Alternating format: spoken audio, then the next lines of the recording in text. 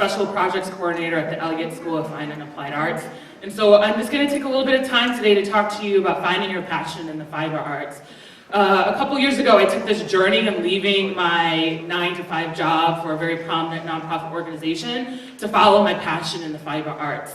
And I was given this incredible opportunity at the Eliot School several years ago to teach just one class of knitting, and it really opened up my eyes to the fact that, you know what, you don't necessarily have to be happy in a 9-to-5 job in something that you don't like doing to make income, that you really need to follow your passion and do what you love. And I absolutely love teaching, and I love yarn, and I know a lot of you out there love yarn too. Lucy Wicker is the photographer who took this photo, so I thank her a lot for that. But I truly love teaching. It's a passion of mine, and the Eliot School has given me this opportunity to expand my horizons and teach different levels of knitting, and it's different levels of knitting, but also to help other people grow. And in addition to yarn, I started my own business a couple years ago, which is a yarn dyeing business, and it's an eco-friendly yarn dyeing business that's inspired by street art.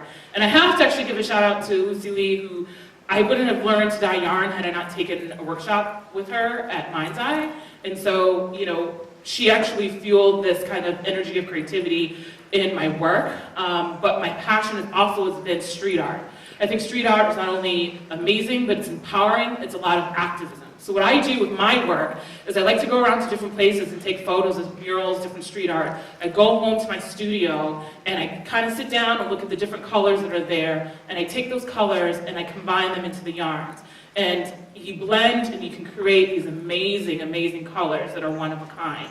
And I also do that with my accessories. I do knitwear accessories that are focused on street art, and so it's very fun. We can go to the, hopefully the next, there we go. And the person in the middle is my best friend. She's wearing one of my first knitwear design patterns, a cowl, and she's in New Zealand right now. So, but this is something that I have loved, and really, I never thought about it until I joined Boston Handmade several years ago. And this group is of other artists who make their work by hand. And there I was able to learn collaboration. I learned how to use social media to launch my business. I was able to learn to network and so much more. And I was also able to work with this program for just a business where I was able to get free legal work. I had now I'm an LLC. They gave me an opportunity to help people tweet for me, do my website, and things like that. So going back to the Eliot School, had I not had worked the opportunity to teach at the Eliot School, I don't think I would be here today speaking to you about leaving a job and focusing on the fiber arts.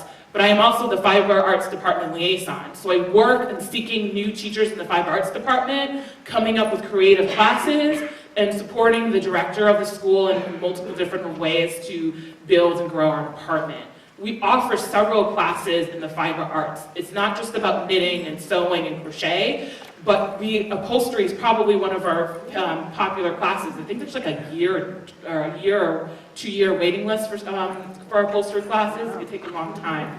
But we also have a lot of things for kids. And so for me, I took this risk of leaving a job and then just kind of going to the Eliot School saying I'm going to teach these courses, and before you knew it, my whole life now is evolved around the fiber arts. And you're bridging not only my personal business, but I'm also connecting the Eliot School to Common Cod Fiber Guild and exposing the school to other opportunities.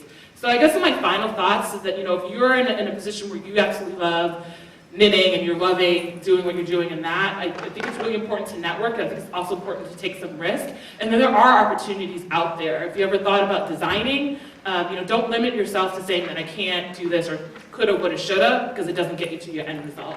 So if you're ever interested in learning more about my work, or if you're learning more about the Eliot School or even Boston Handmade, feel free to contact us. So thank you.